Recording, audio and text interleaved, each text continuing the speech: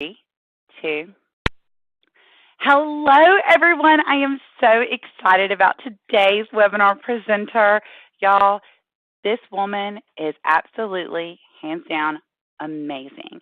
She is a repeat guest on our webinar series because, well, she's just fantastic.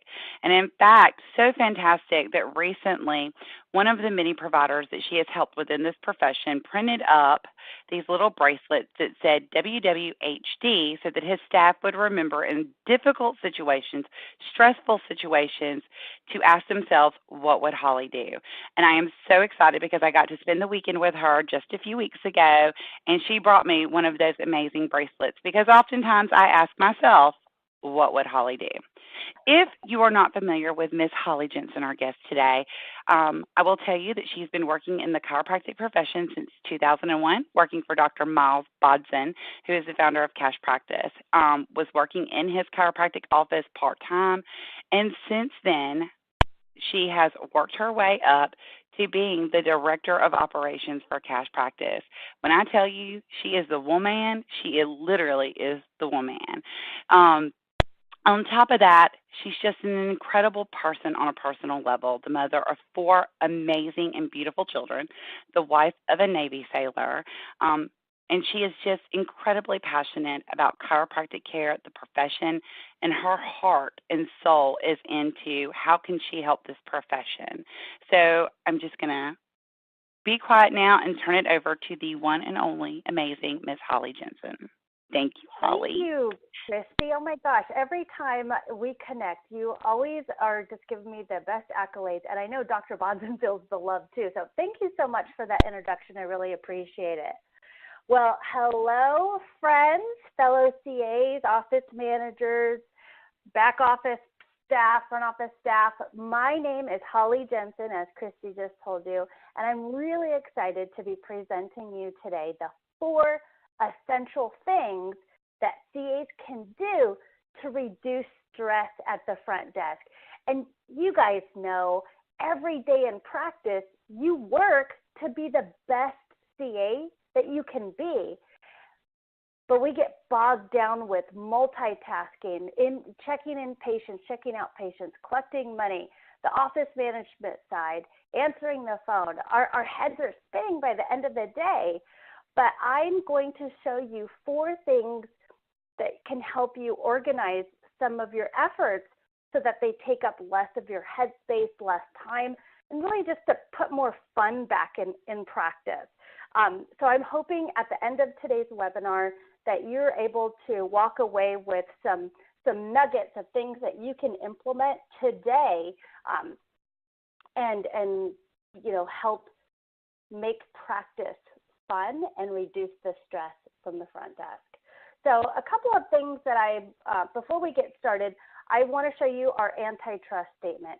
So if for some reason today in my presentation, I talk about fees or discounts or insurance, things like that, it's all just for illustration purposes only. Anytime a group of providers or a group of people get together in the healthcare field, we can't be talking about boycotting insurance or what should our fees be. So any examples I give today are just for instructional purposes only and are not considered a recommendation for you or your provider or any group of providers.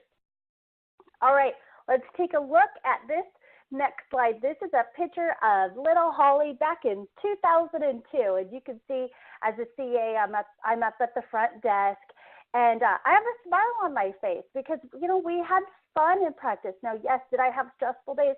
Absolutely. Working at the front desk for several years before leading our software company, Cash Practice Systems, there were definitely headaches, but I've learned a lot of things over the years to help reduce some of that front desk stress and free up more time, and that's what I'm going to share with you today. This next slide just illustrates some of the fun that we're having in practice, some of the low stress that we're having. There's our practice. There are a couple of pictures. We're located in San Diego, California, so the best part of Southern California. So we always had our patient appreciation days that were themed around beach or tropical environments, since that's where we live. And so these are just some pictures of us having fun in practice. The man with the mustache there, that's Dr. Miles Bodson, the chiropractor that I work for, and some of our other CAs. But what's really cool is everything that I've done in the profession, as a CA, I decided long ago, pretty much months into my working as a CA, I was so in love with chiropractic. I was so in love with the message of chiropractic. And I absolutely, to this day, I actually have goosebumps right now, just thinking back on witnessing those miracles of chiropractic that we get to see every day in practice, whether it's with our patients, ourselves, or our own families. And as Christy shared with you, I've been doing this since 2002, despite having a husband who's in the Navy, being deployed on and off, raising 4 kids. One of my kids actually has a disability.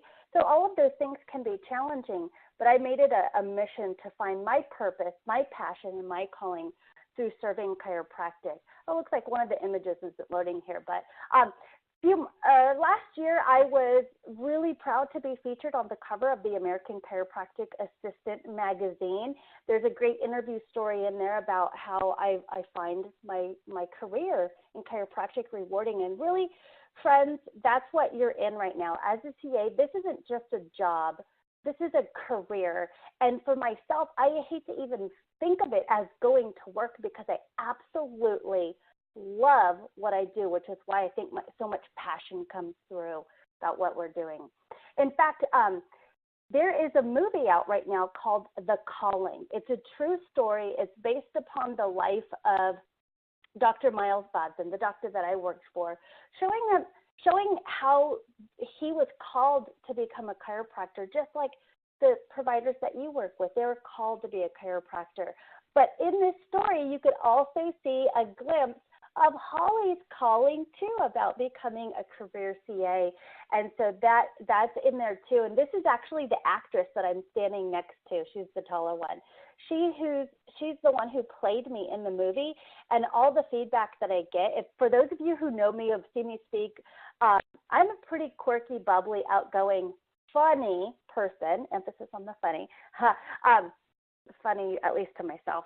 But I was told she absolutely nailed my role. So if you want to see the dynamic between a chiropractor being called and the CA being called to be a career CA, watch this movie, The Calling movie. It's on Amazon Prime, but you can also go to thecallingmovie.com. It's 45 minutes, and I've been told I got a lot of feedback. It's a very inspirational story, so please check that out. But let's get down to the nuggets that I have for you today, which is all about reducing stress at the front desk. So let's first go over what are some causes of stress at the front desk. Well, for me, and I'm sure you guys have some as well, and if you want to chime in into the chat section of this webinar, feel free to do so. I'm happy to connect at the end and review all of the message coming in. But for me, some of these causes of front desk stress were awkward financial conversations with the patient, whether they were unclear about what they paid, what their insurance paid, what their copay is, what's due today, what's being discounted, their declined payments, or I let them leave without making a payment. Oh my gosh, that's the worst. And especially for those of us who have like a problem talking about money, it could feel really awkward and uncomfortable. So that caused me a lot of stress. Also, congestion at the front desk. So a line of patients waiting to check out, waiting to make appointments, waiting to make payments. That can be stressful, especially, you've got your prime flow going on and there's a line of people, phones ringing. Oh gosh, that is stressful. Patients dropping out of care. Oh gosh, that one just hurts my heart, because we work so hard to communicate and educate with our patients about the need for care and the importance of staying on the course of treatment outlined for them by the doctor. But when they drop out, some of it, we take it personally. It hurts us. They're part of our family, and we only want the best for them. Lack of communication. And this isn't just for the front desk. This could be lack of communication from the doctor side too, as far as like what the treatment plan is, what's going on during the patient's progress exams. Heck, what happens in the report of findings? And I'm just going to go off track here for a moment. CAs, let me tell you something right now. If you have never gone through the new patient consultation, exams, x-rays, or whatever is going on in your report of findings, going through the report of findings day 1 and day 2, if you've never experienced that yourself with your doctor, you need to change. Because how are you supposed to effectively communicate and help the patient stay the course of care if you yourself have not experienced what they're going through? So if you need help in this area, please reach out to your doctor and let them know you need to go through the new patient consultation exam, day 1, day 2, all that stuff. You need to go through it just like you would if you were a patient. So those are a few areas of stress that I, had happen with me, but I have some 4 things that I want to share with you that you can do to help reduce the stress. So number 1, putting patients on care plans. And so let me just elaborate on the care plans a little bit more. First, the benefits of care plans. So a care plan is basically going to allow you to streamline the flow at the front desk. And I'm going to demonstrate all of this for you as well.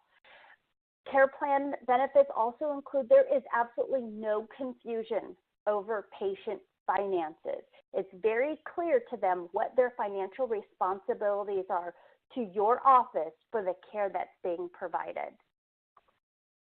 Benefits of care plans also include allowing you more time to focus on patient care and education. Not just you, but these tips that I give you, it's going to help free up the whole office, no matter what your role is. Another benefit of care plans is better treatment plan compliance, because the patient was told right up front, and it was outlined and mapped out how many visits they're going to get over a certain time frame. That the treatment plan is a direct result of the care plan or the financial plan. And again, I'll go through all of these things in detail with you. Another benefit is it's going to help increase cash collections, because again, care plans are going to outline your patient's financial responsibilities to your office. So it's going to help them see exactly what their responsibility is for all of the care, whether it's covered or not, and you're going to be able to collect that. And I'm going to talk to you about the collecting part as well, but it's going to ultimately increase cash collections. It's going to increase patient retention, again, because the patient has a clear roadmap of the time frame that their care plan is going on for. And it's going to result in happier team and happier practice members. And I speak to you about this from experience. So let's dive in a little deeper. So next we have the care plans. As we go to kind of uncover, some of you might be saying, well, care plan is Dr. Jess says, we'll see you 12 visits at a time. So it's re-exam to re-exam. I'm talking about something different. I'm talking about the care plan being a reflection of the patient's treatment plan. So let's use the analogy of you go to the orthodontist, or you take your child to the orthodontist, not to get braces.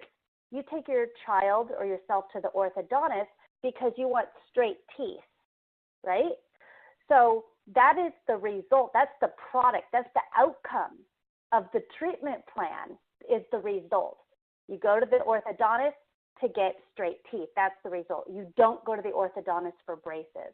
And I'm seeing a lot of chiropractors have a hard time communicating the actual treatment plan because they don't understand what the result is. So the treatment plan isn't necessarily re-exam to re-exam. It's the whole end result. And in our practice, the end result was restoring the cervical curve in the neck. And so we knew no matter what symptoms they came in with, if they had a straight neck, we were going to restore the cervical curve in the neck. So that was our product. That was our result. So just kind of think about that. That's some food for thought. Care plans also will cover all of the care that the patient needs during that treatment period. So for example, if this is a 6-month program of care, 6-month treatment plan, the care plan will list out, let's say there's going to be 40 adjustments over that 6-month period. Maybe there's some orthotics, there's 4 re-exams, there's some supplements, there's some therapies. Everything that's being provided in that treatment period is being itemized on the care plan. So it's very clear to the patient what you're going to be providing for them in exchange for their time and money, basically. Care plans will include insured and underinsured visits. So basically, if you're building a care plan and you have a patient who actually has insurance that they can use, they don't have what Christy refers to as phantom insurance, where they have this $10,000 deductible that they're never going to meet in your practice. What we're saying is everything's being listed out, whether it's their visits to meet the deductible, whether it's their copays, whether it's visits not covered by insurance, everything's being listed out compliantly. The care plans are presented only after the patient accepts the treatment plan. Now, CAs, for those of you who go talk money to present finances with your patients, I'm going to tell you right now that if your patient hasn't said yes to the treatment plan to the doctor, so the doctor is the one in the report of findings making the recommendations to care. If the patient has not said yes to the treatment plan, you're always going to fail at getting a yes to the care plan. Okay, those two go in hand, and maybe this is a different webinar. I'll see what we have time for as I go through things. And then care plans can be presented by the doctor or by the CA. I can tell you in the beginning, when early as a CA, I totally sucked at presenting finances to patients because I had a poverty complex. I thought, well, if I can't afford it, neither can our patients. And that was wrong of me. That was in my own head, and that was something that I had to overcome. So I was not the best person to be presenting financial options to our patients for. I had to learn to overcome that, but I say whoever is the strongest person in your office to communicate the care plan and the different payment options, that's the person who should be doing it consistently. But everybody in the office should know how to talk to the patient about money so that you're not dependent upon your coworker to show up, let's say, so everybody needs to have their hand in that, at least know how to do it. Care plans must be compliant and outline the patient's financial responsibility to your office. And I'm going to show you how we do that, actually. But I want to put emphasis on this. Care plans must be compliant and outline your patient's financial responsibility. So you can't just make up a care plan on a Word document or an Excel spreadsheet and just call it a day. There's actual rules that apply to doing this, and that's what I'm going to go over with you. So what makes a care plan compliant? Well, first of all, it has all of the services and fees clearly itemized. It applies compliant discounts to only the non-covered services. So whatever you're billing out to the insurance, if you're billing out visits to meet the deductible, you're billing out covered visits where the patient has a copay, you cannot discount those types of visits. You can only discount non-covered visits. And then a compliant care plan, most importantly, has a compliant terms of agreement that includes how refunds are handled. Here's an example of the actual care plan that we would present to our patients. So I use a software called Cash Practice Systems, and there's a tool in there called the Cash Plan Calculator. And this tool allows me to be able to, let's say, let me just paint the picture for you.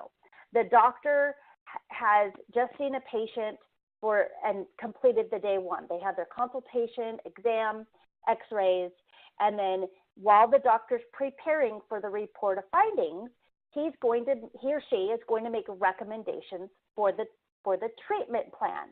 So let's say in this example, my doctor told me, okay, Holly, John Doe is going to be coming in for his report of findings, his day 2, tomorrow. I'm going to recommend that he's going to be getting 40 visits over 6 months, or 20 visits over 3 months, or 80 visits over 12 months, whatever it is that your doctor is recommending based upon their clinical experience, that's how the treatment plan gets built. So and you're seeing on my screen here, I have like a 3 or 4 page document, depending on how much care is on there. And this is page 1 of that document. And you can see this particular corrective care plan includes insurance, and it includes ChiroHealthUSA. And so what I want to just point out are a couple of things. You'll see at the top line, I'm showing there's 10 visits at $65 a visit going towards meeting the deductible. I cannot discount that. And that's why you see in the pay per visit fee column and the ChiroHealthUSA plan column, it's $650 if they pay per visit, it's $650 if they go onto a program of care, because we can't discount it. And again, this is probably a rare situation where a patient actually can use insurance. The second line you can see there, after the deductibles met, this patient has 10 visits that are covered by insurance, but they have a $30 copay. So we're not discounting those copays. You can see it's $300 if they pay per visit on the copays, $300 if they go onto ChiroHealthUSA and go onto our care plan. All of the other services that you see down below, adjustments not covered by insurance, progress exams not covered by insurance, progress films, all of these things, everything's itemized out. It is very clear to the patient, John, if you pay per visit, it costs this much. If you enroll into our all-inclusive program of chiropractic care with the goals that doctor talked about in your report of findings, then we can apply a discount to the services that are not covered by your insurance. And because you're a ChiroHealthUSA member, it comes to this total. And you can see in this example, if they pay per visit, it's $4,713. If they enroll into ChiroHealthUSA and enroll into the payment plan, we can apply our compliant discounts, and it brings their total down to $3,775. Then we offer 3 different payment options: monthly, a down payment with smaller monthly payments, and a prepay. This is super important that it's built this way. A lot of what we teach at Cash Practice Systems is based upon behavioral psychology. So why do people do the things that they do? Why do people say yes to things? And so I'll go through that a little bit more with you, but this is how we have it built. The next thing, this is page 2 and 3 of my compliant care plan. So page 2, I have a compliant terms of agreement. I talk to my patients about these on this plan. These are our discounted fees and not the usual customary fees or actual fees that we bill your insurance company. It lets them know if their insurance pays any differently, we will recalculate the plan and let them know if there's a difference. We also have what happens if they need more care than we anticipated, or they use less care, they go on vacation, they miss appointments, they get in a car accident. It handles all of that, which makes it really clear to the patient what their responsibilities are, not only financially, but if their situation changes. And then the last page you can see on the right-hand side of your screen is where I gather their billing information and I enroll them into automated payments. And I'll talk to you about that a little bit later because there's some rules about that. So this is just an example of the types of care plans that I build with the cash plan calculator. As I talked about, you want to offer payment options.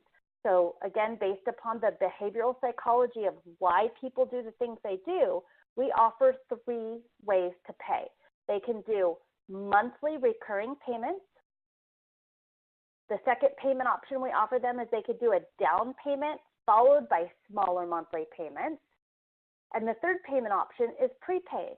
And you can see there's this grid down below. This is just giving you an example using some just made up numbers here.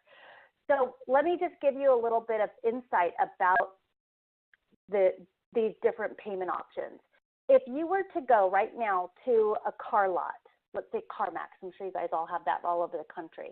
You go to CarMax and you have a clipboard and you're doing a survey, and I ask you to survey the next 50 people who walk onto this car lot, and you ask them, how are you going to pay for this car? Is it based upon the monthly payments or is it based upon the full purchase price? What do you think a majority of people are going to say? You're right. They're going to say the monthly payment option. And that's because today in America, we've been kind of programmed to pay for things monthly, to budget it into our monthly payment habits. We budget for things on a monthly basis. I'm sure you would agree that there's a small percentage of the population, there's people who naturally want to prepay for things. They don't like having a bill. They don't like having payments. They want to just prepay. So studies actually showed 95% of people will choose one of these first two payment options, a monthly payment or a larger down payment followed by smaller monthly payments. That's how we buy everything. That's how we pay our mortgage, our rent, our cell phone bills. But there's only 5% of the population who will pay in full for things. So we don't have 4 options because 4 is too many for people. Again, based upon behavioral psychology, these 3 payment options work like a charm. And ideally, we want to get people doing one of the first 2 payment options, monthly or down in monthly.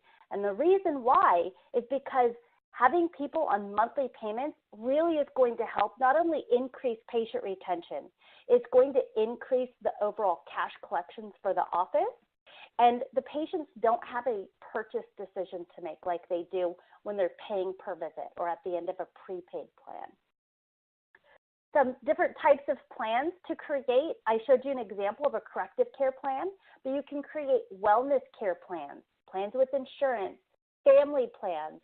The cash plan calculator really allows you to customize and create any types of plans that you can think of. All right, so that was number 1, putting people on care plans. That really is going to help free up a lot of your time and reduce the stress at the front desk because we're clearly communicating with patients the need for care, their financial obligations to the office, and it's going to help them stay on the course of care, not drop out. By the way, I'll just backtrack a little bit. By incorporating insurance benefits right from the beginning into the care plan, the patient doesn't have a new purchase decision to make. I know some offices might say, well, we use the patient's insurance first, and then we try to put them on a care plan.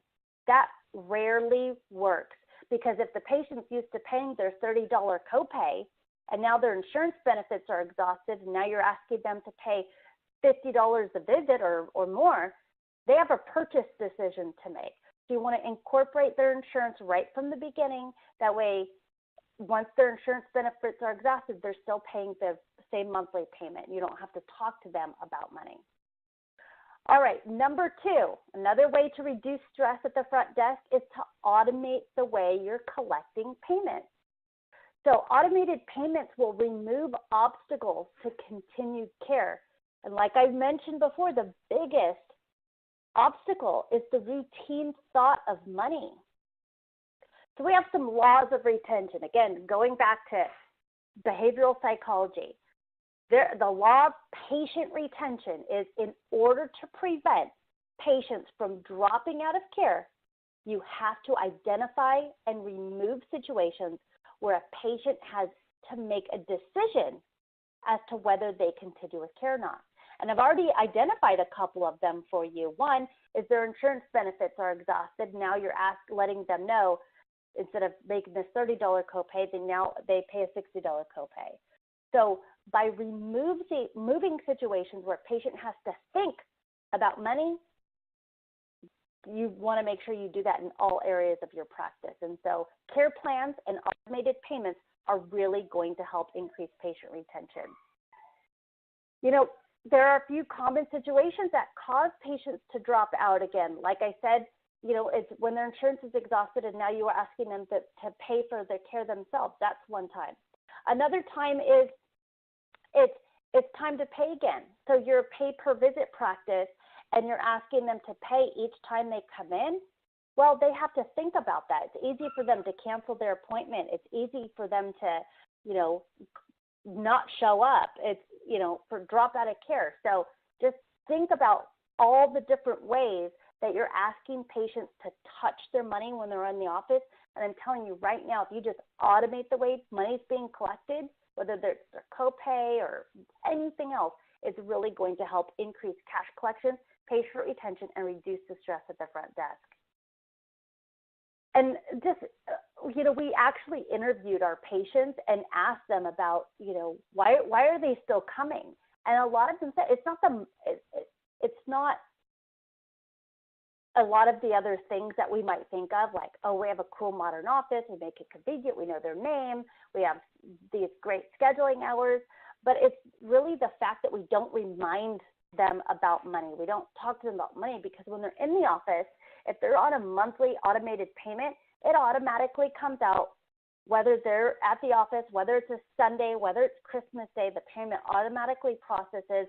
And when they're in the office, we can focus on patient care. We can focus on their experience. We're not talking to them about the money. So again, the more often you remind people what they're paying, the more often they'll consider whether they continue with care or not. So it makes perfect sense if you want people to stay under care, stop reminding them of the money. And I have a gift for you at the end, and I'll show you how to get this gift. But the gift that I'm going to give you is this form that I use in practice called the Easy Pay Signature on File Authorization Form.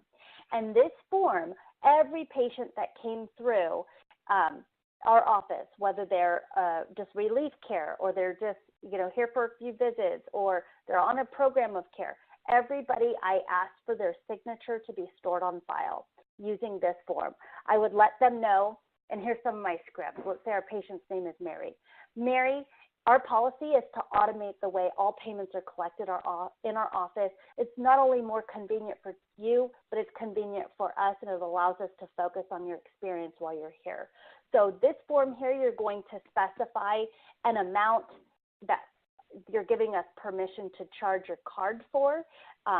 So whether it's your copay or you're purchasing a product, we'll just store your card on file securely, and we'll only charge your card per this authorization here. And in this first section, they can choose a certain amount that they authorize you to collect, or they can choose for you to just collect the balance due on their account. And I would let the patient know, Mary, I will never charge you outside of this agreement. So I'll get their billing on file. They're just putting down the last 4 digits of their bank account or their credit card number on this form. I let them know they can revoke this authorization at any time. They can update the billing at any time. They just need to let me know. And so that's a form that I would use for everybody, no matter if they're on a care plan or not. So if you could imagine, Mary, now I have her signature on file. She's authorized me to collect $60 a visit. So she comes in today for an adjustment. I say, hey, Mary, good to see you. It's going to be $60 today. I'll go ahead and charge your card on file and email your receipt to you. Doctor's ready to see you back in room 1. And it makes it so easy, and it reduces so much stress and congestion from the front desk. And I don't have to talk to Mary about money in this example. And so I have a couple of strategies for these 4 different business models here. Is like I told you a moment ago, if you're a pay-per-visit practice, most of your PVA, your patient visit average, so the average that a patient's with you for their lifetime in your practice, is going to be 12 visits. So in order to increase patient retention, if you automate those payments, just like I gave you in Mary's example, where you say, hey, Mary, is this much today? We'll charge your card on file and email your receipt to you. That is going to help right there increase PVA and cash collections. Offices who offer blocks of visits. So your PVA typically is about 24 to 36 visits. This is the type of practice who's doing 12 visits at a time. Mary buys a block of 12 visits, and then on the next block we say, okay, Mary, you're making good progress. We want to see you again for another 12 visits. So they purchase another block. So PVA tends to get stuck there around 24 to 36 visits. But if you do that and you just automate that, hey, Mary, your next block we'll go ahead and charge your card on file and email your receipt to you. That is going to help automate payments. Prepaid plans. So typically prepaid plans, this is your long-term care plans. These are practices where they're seeing their patient PVA between 50 and 75 visits. I talked about prepays. They shouldn't be the only choice you give your patients, because you're asking people to naturally do something that they wouldn't normally do. So they tend to Some of them may feel buyer's remorse because you ask them to pay up front when they normally pay for things in their life on monthly payments. So if you offer prepay as a choice, not the only option, that's really going to help with that. And then monthly auto debit. This is hands down the best way to reduce stress at the front desk, free up time, make it more convenient for your patients, and just offer monthly payments. And you'll see your PVA will be about over 150. And I'm going to tell you right now, in Dr. Bodzen's practice, we, at one point, some of you might freak out about this, but at one point, when Dr. Bodzen was running the chiropractic office and the cash practice company, and he was traveling like crazy, he said, I need a break. No more new patients for the next 3 months. And when I tell this story, some offices are like, oh my gosh, what? No more new patients? How are you guys going to survive? Well, we could survive because we had an income coming in every day of the month. We had auto debits that ran for our patients. And they're just month to month for corrective care, for wellness care. And we could do it. We weren't suffering. We weren't hurting at all because we had that consistent cash flow coming in. And by the time Dr. Bodzen sold the practice in 2012, we had patients, our PVA was over 300. That's 12 times more than the national average of 12. So pretty impressive. I like talking about that. Some benefits of automated payments. So it's going to streamline the flow at the front desk, as I've really been trying to drive home for you. There will be absolutely no confusion over finances, none. The patient will never be in a situation where they thought they were paying one thing and were charged another. It is clearly outlining their financial responsibilities based upon the payment option that they've chosen. It allows you more time to focus on patient care and education. And it'll help with better treatment plan compliance because the patient will know that their payment will be automated. If they're on the care plan, they know exactly what is expected as far as the number of visits and the time frame.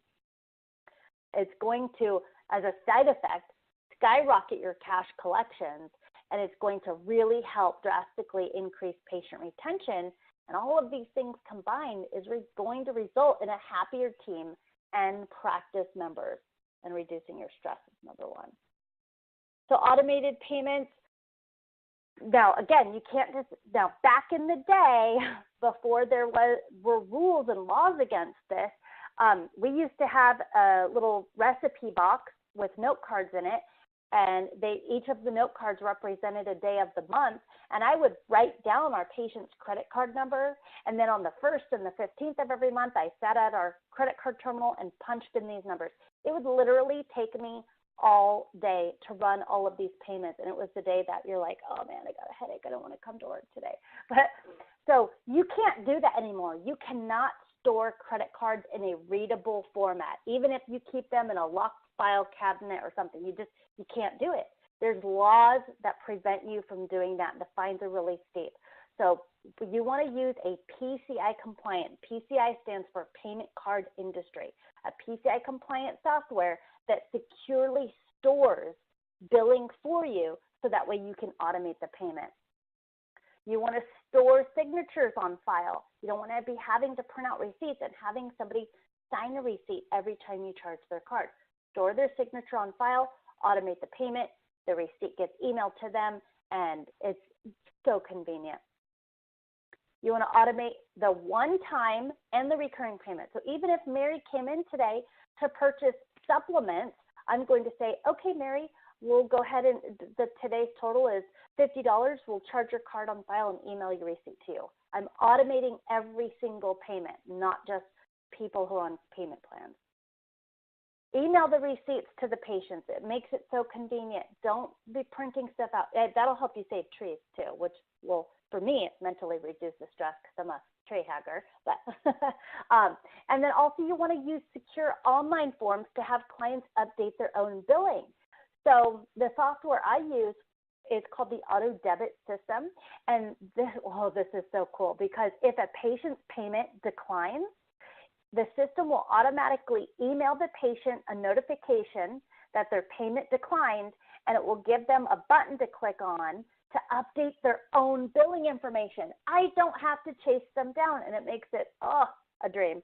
Talk about reducing stress. Not having to chase down money, that's a big stress reducer. All right, so just going back, let's summarize number 2, this automating payments. This is definitely going to help increase patient retention, increase cash collections, free up your time, and reduce stress at the front desk. All right, number 3, improve patient communication. And so this isn't just for UCA. This goes for everybody in the office, but I have some things I'm going to share with you to get you excited. What you see right here is an example of a report card. When we were in school, we got progress reports, right? Our kids are in school, they get progress reports. This is feedback that lets them know, lets you know as a parent, how they're doing in school. What areas do they need to improve in order to be an exceptional student, right? Imagine doing this for your health or your patient's health. We have a tool that we use called the Wellness Score System. It uses biomarker testing to give a report card. So basically, if you can imagine whatever things, whatever services that you're providing in your exam, as the doctor goes through and performs that biomarker testing in the exam, there's usually some sort of score. That's how the doctor knows how to make a recommendation based upon their clinical experience for what type of care the patient needs. Patients have a hard time understanding what the heck is even being measured. They don't know what a thermoscan is. They don't know any of those things. We have to educate them about why it's important, why they need to pay attention to it, and how we're going to help. So with biomarker testing, by using a report card, we can see in this example, Ron Burgundy is my patient, and who knows where he's from, Anchorman. So we can see here, we measured these 5 things in Ron's initial exam. And we put in the measurement, the rating, the score that he got for those 5 things that we measured. And you can measure anything you want. I just happened to pick these 5 as an example.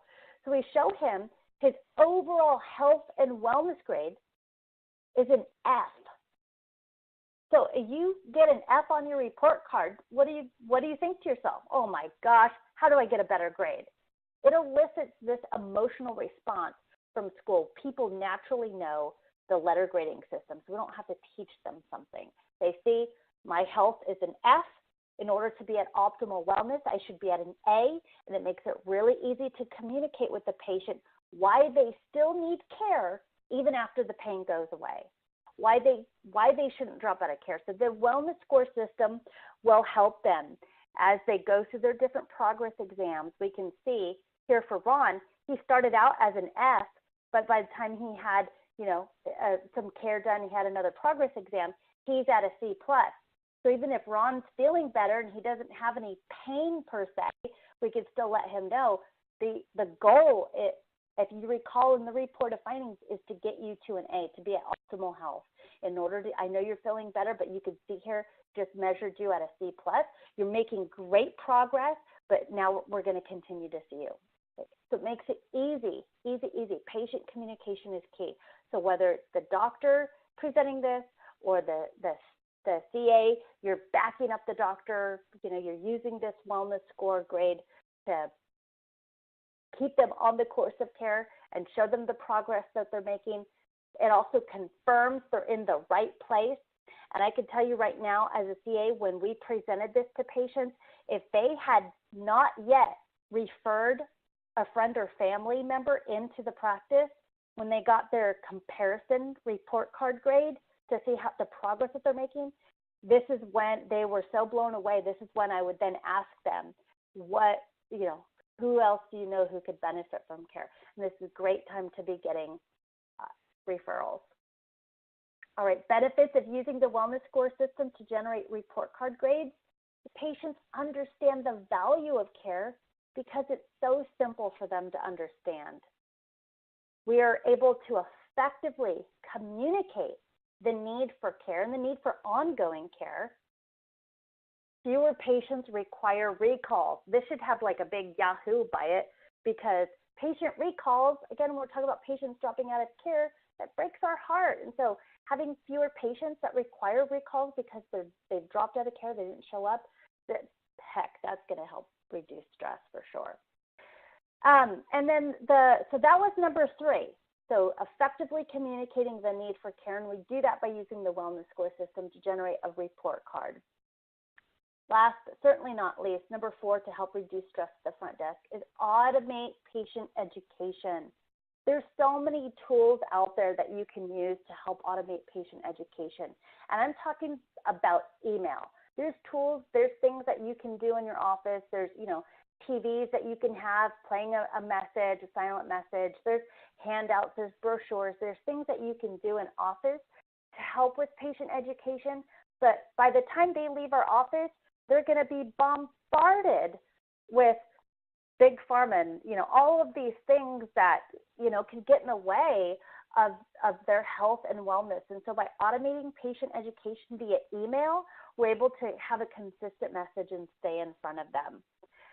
Some benefits of the DRIP education system, which is the tool that I use to help with increasing patient retention and increasing patient education, is it's, again, like I said, we're staying in front of the patient via email. Everybody has their cell phones in their hands these days and are looking at email. Let's stay in front of them by emailing them education so that we can stay in front of them.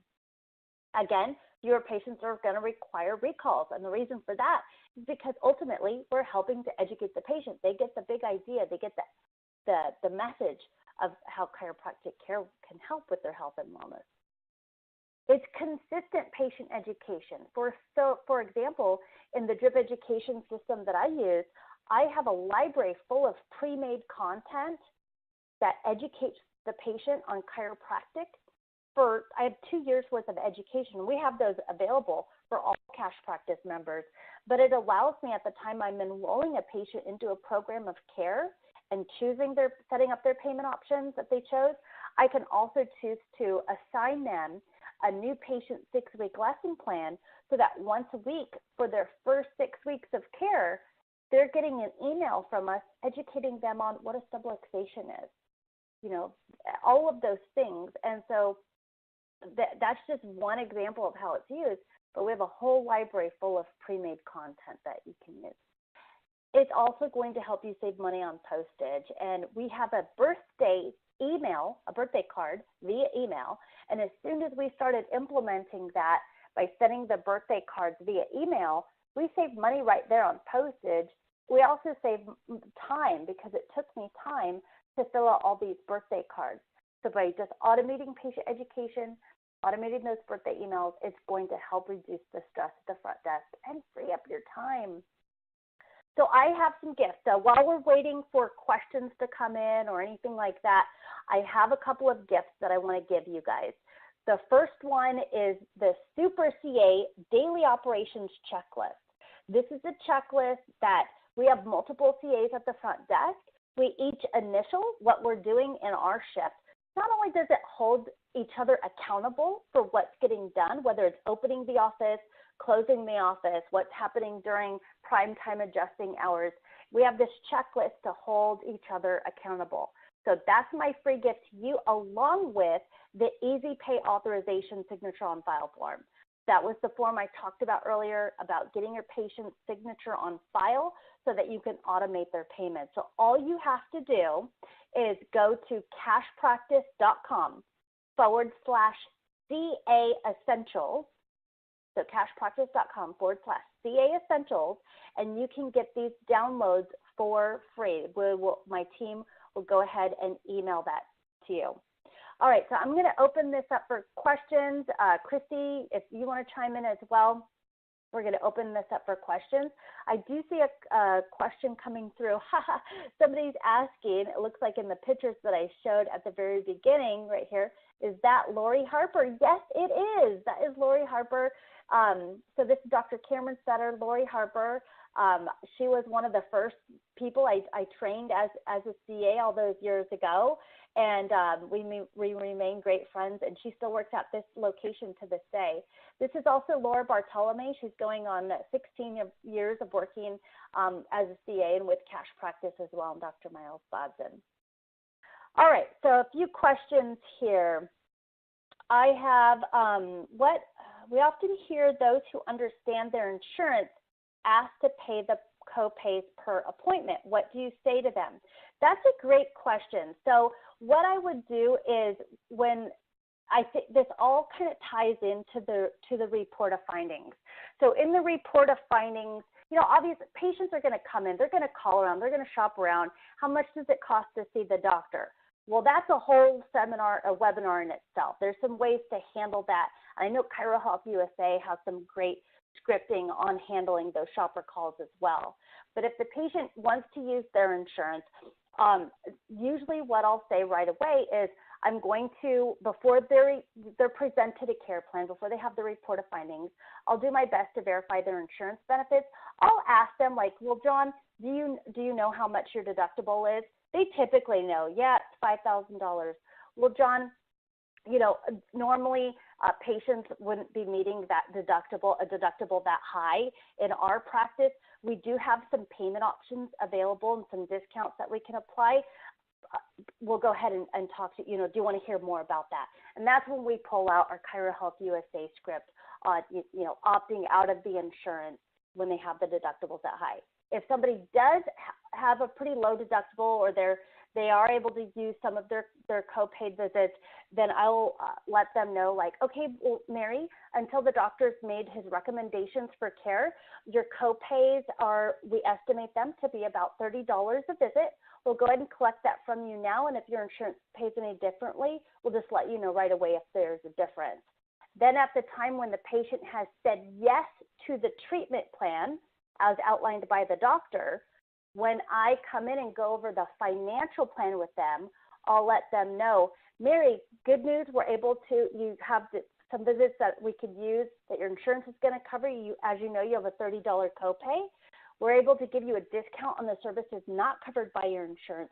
So based upon the program outlined to you by Dr. Bodson, here's the all-inclusive program of care to get you to that goal that doctor talked about you in the report of findings. So as you can see here, I've listed out your co-pays. I've applied discounts to the services not covered by your insurance. And Mary, if your insurance pays any differently, we'll recalculate this right away and let you know if there's a difference. So I shouldn't be having to do this let's make a deal with them, because in the report of findings, if they said yes to the treatment plan, there shouldn't be this side discussion about, like, well, let me just use my insurance. Sure, that's going to happen, but if things are handled the right way on day one and day two, it's a much easier transition. And by the way, I'll just mention, cash practice members, we do have videos and scripting on going through the consultation exam, report of findings, and financial reports, and transitioning to wellness. We have all of these videos available for you guys. So there's that. Thank you. That's a great question. That was a great question. Yeah. The next question I have is, what are the best programs to play on our lobby TV for education? There's so many good ones out there. Chiro TV Network, Go Chiro TV. Christy, do you know? I mean, there's a lot of them out there. There is. I can't think of, yeah. I highly recommend looking, and I was going to say, I recommend looking at Chiro TV, because I think that's what we're using right now, but there are so many incredible options out there. Yeah, and you see this picture of little Holly back in the day. I mean, back then we used Brycan. I don't think they're around anymore, but we just have this silent, TVs on. I'll tell you, the best way that patients really got patient education from the TV education was from the bathroom. We had a TV in the bathroom, and patients would always come out of the bathroom and they're like, oh, hey, so I didn't know chiropractic helped with X, Y, and Z. And it was the funniest thing. It was like always a joke about, I wonder what people are going to say today when they come out of the bathroom. They always sat there and watched TV. So now they bring their That's phone. not a bad idea. That's like marketing genius, actually. Yeah. So, Oh, okay, so I've got a few other emails. How do you work with older patients who have no emails? What? Is that a thing? Are there still elderly people with no email address and no cell phone? That's incredible. Then those lucky people who are off the grid, you're going to print out the patient education for them and give them some bathroom reading material. Also, with patients that seem to be in shock based upon all the insurance amount plus the wellness plan.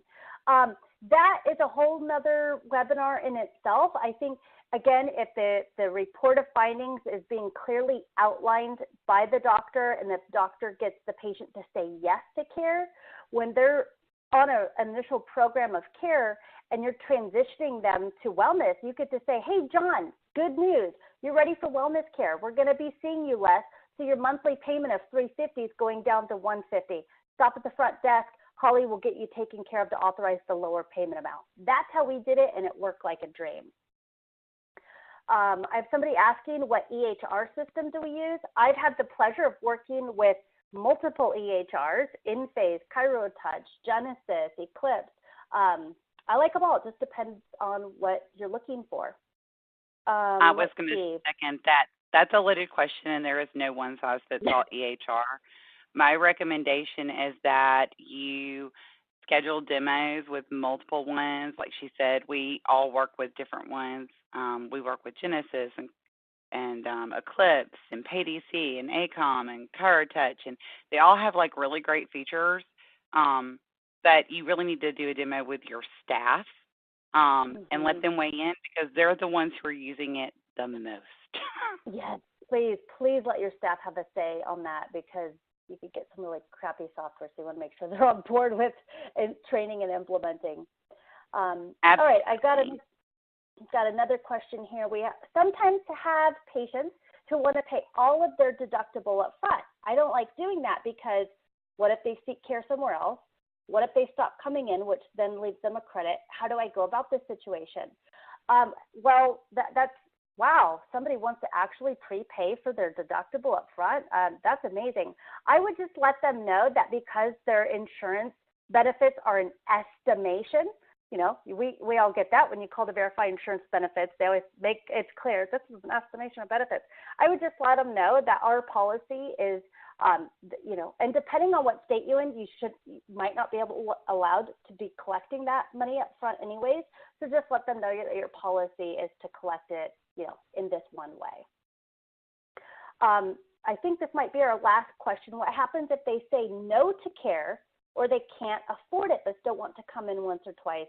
That's it. That's a great question. You know, going back to the report of findings, if they said yes to the treatment plan by the doctor and then it's time to go over money with them, something happened in the report of findings that needs clarified. They should have said yes to the full treatment plan, and then when they get to you at the front desk, they just have, you know, want to do pay per visit. So something's wrong there, and I'd be happy for you to reach out to me. It's Holly, HOLLY, @cashpractice.com. I'd be more than happy to give any of you additional advice based upon some of the things that we talked about today. Well, so with that Thank said, you Christy, so much, I will turn the time over to you. You're welcome. I appreciate it. I always love when we can get Holly on our schedule because she is so incredibly busy, and I'm super excited because I get to travel with her a whole bunch this year.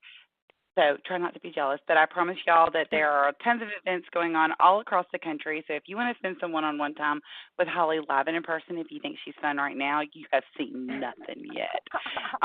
In fact, Holly and I will both be in Nashville, Tennessee on June, I think it's the 21st to the 23rd.